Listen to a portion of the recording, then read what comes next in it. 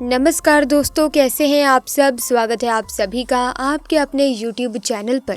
दोस्तों, हिंदू पुराणों के अनुसार दुनिया में नागमणि के होने का उल्लेख है। हालांकि नागमणि धारण करने वाले नाग इतने दुर्लभ हैं कि शायद ही उन्हें किसी ने देखा हो। कहते हैं कि नागमणि सांप के सिर पर होती है। हालांकि इस तरह के सांप दुनिया में दुर्लभ ही पाए जाते हैं। हमारे वेद और पुराणों में ऐसी कई कहानियां हैं जिनमें इच्छाधारी नाग और नागिन का जिक्र किया गया है। आपको याद होगा कि भगवान कृष्ण ने भी बचपन में कालिया नाग का वध किया था। कालिया नाग भी एक तरह का इच्छाधारी नाग था। नागमणि एक इच्छाधारी नागिन को बहुत शक्तिशाली बना देती है, परंतु कहते हैं कार्तिक पूर्णिमा के दिन एक साधारण नागिन भी बगैर मणि के शक्तिशाली शक्तियां पाती है, परंतु वो शक्तियां सिर्फ उसी पूर्णिमा की रात तक ही उनके पास रहती हैं। इन शक्तियों के सहारे नागिन कोई भी रूप धारण कर सकती है, कोई भी आकार ले सकती है और कोई भी भारी चीज उठा सकती है। दोस्तों, नाग नागिन महादेव शिव को ही अपना आराध्य मानते हैं। तो अगर आप भी महादेव के परम भक्त हैं तो सच्ची श्रद्धा से कमेंट बॉक्स में हर हर महादेव जरूर लिखें, ताकि भगवान शिव की कृपा आप पर और आपके परिवार पर हमेशा बनी रहे। दोस्तों, ये चमत्कारी घटना है उत्तर प्रदेश के छोटे से गांव सीतापुर की। दरअसल ये घटना घटित हुई सीतापुर के मुखिया और वहां के सबसे धनी इंसान संदीप के साथ। परंतु संदीप आज से करीब 5 साल पहले एक साधारण और गरीब व्यक्ति का जीवन व्यतीत करते आ रहे थे। वो अक्सर जंगल में बकरियां चराने जाया करते थे। एक दिन बकरी चराते चराते वो जंगल के थोड़ा और अंदर निकल गए। उसी जंगल में एक इच्छाधारी नागिन अपने नाग के साथ एक विशाल पेड़ पर रहा करती थी। वो नागिन गर्भवती थी। शाम का वक्त था और संदीप जब उस पेड़ से गुजरा तब उसे एक चमकती चीज दिखाई दी, परंतु वो नाग नागिन उस समय उस चीज के पास थे।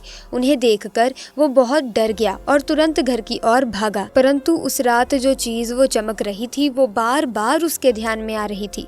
पर वो इतना तो समझ ही गया था कि वो हो ना हो बहुत ही मूल्यवान चीज थी और अगर वो मुझे मिल गई तो मैं भी धनवान हो जाऊंगा। परंतु सबसे बड़ी मुसीबत थी वो दोनों नाग नागिन। अगले दिन वो वापस वही जंगल में पेड़ के पास गया और कुछ दूरी पर खड़े होकर उस पेड़ के नजदीक बैठे नाग नागिन को चुपके से देखने लगा।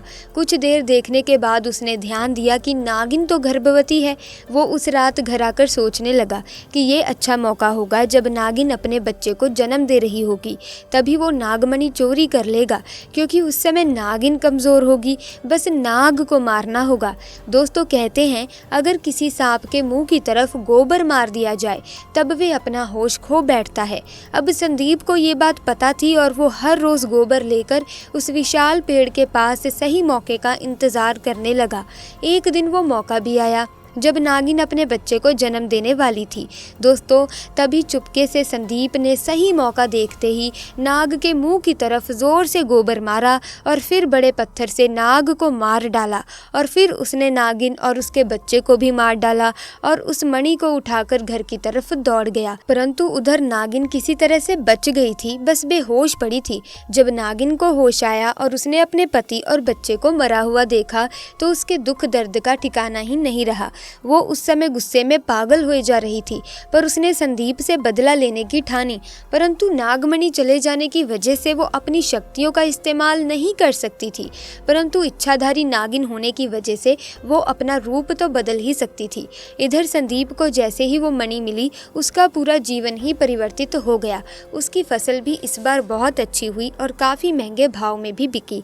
उसकी तो जैसे मानो लॉटरी लग गई हो, क्योंकि वो जो भी धंधा कर रहा था उसे हर जगह से लाभ मिल रहा था और संदीप को पता था कि ये सब कुछ चमत्कारी मणि की वजह से हो रहा है। ये उस मणि का ही कमाल है। गांव में हर जगह उसका नाम था। संदीप के इस रुतबे को देखकर एक अच्छा रिश्ता संदीप के लिए उसके पास ही के गांव से आया और पूजा नाम की एक सुंदर स्त्री से उसका विवाह संपन्न हुआ। पूजा अपने पति संदीप को बहुत प्यार करती थी और बहुत इज्जत देती थी।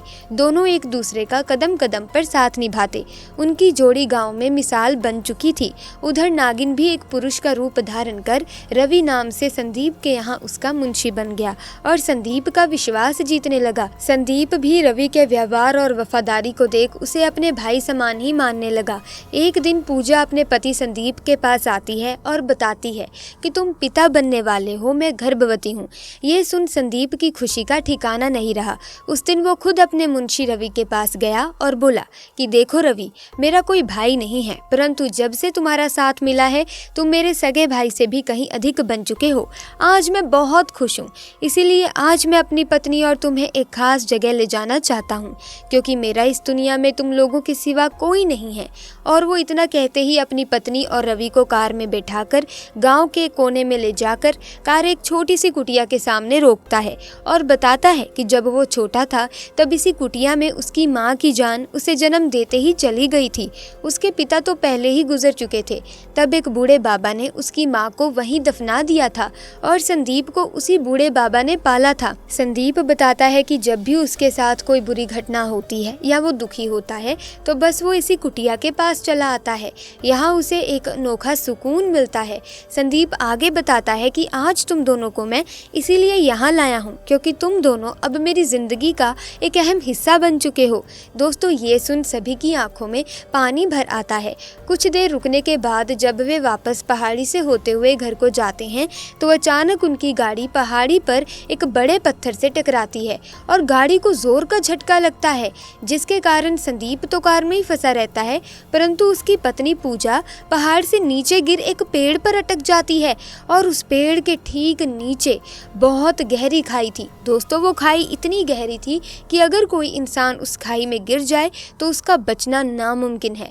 दोस्तों, वो रात कार्तिक पूर्णिमा की ही थी।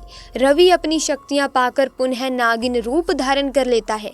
संदीप रवि को देखकर चौंक जाता है क्योंकि रवि अब नागिन में पुनः बदल गया था। वो नागिन संदीप को बताती है कि कैसे ठीक इसी तरह वो भी स्थिति में फंसी थी जब संदीप ने उसका पूरा घर संसार लूट लिया था, उसके पति और बच्चे को मारकर, और आज मेरे पास बदला लेने का एक अच्छा मौका है। संदीप घायल गाड़ी में फंसा हुआ था और रो रो कर नागिन को बोलता है कि भले मेरी जान ले ले परंतु मेरी पत्नी गर्भवती है, उसे छोड़ दो। परंतु तभी उस नागिन को अपनी वही स्थिति याद आती है कि क्या होता है जब कोई अपना छिन जाता है। ये जिंदगी का सबसे बड़ा दुख होता है। नागिन ने संदीप का उसकी पत्नी के प्रति सच्चा प्यार देख उसे माफ कर दिया और पूजा को उस पेड़ से निकाल बचा लिया तथा दोनों को हॉस्पिटल छोड़ खुद वापस जंगल में उसी विशाल पेड़ के पास चली गई। जब संदीप हॉस्पिटल से स्वस्थ होकर अपनी पत्नी के साथ घर वापस लौटा तो उसे अपनी गलती का एहसास हुआ और उसने जाना कि उसने कितनी बड़ी गलती करी है। वो नागमणि को लेकर उसी विशाल पेड़ के पास गया और उस पेड़ के पास उस नागमणि को रख फूट फूट कर रोने लगा और शाम को घर वापस आ गया। दोस्तों, कभी कभी इंसान लालच में इतनी बड़ी गलती कर बैठता है कि फिर उस गलती को कभी भी ठीक किया ही नहीं जा सकता और बस अंत में पछतावा ही रह जाता है। आपको ये घटना कैसी लगी हमें कमेंट बॉक्स में ज़रूर बताना। साथ ही इस वीडियो को लाइक करें, शेयर करें और चैनल को सब्सक्राइब करके बेल आइकन को प्रेस करें ताकि आने वाली नई वीडियोस की अपडेट आपको मिलती रहे। जल्दी मिलेंगे दोस्तों एक नई वीडियो में नई घटना के साथ। तब तक के लिए दीजिए इजाज़त। आपका बहुत बहुत धन्यवाद।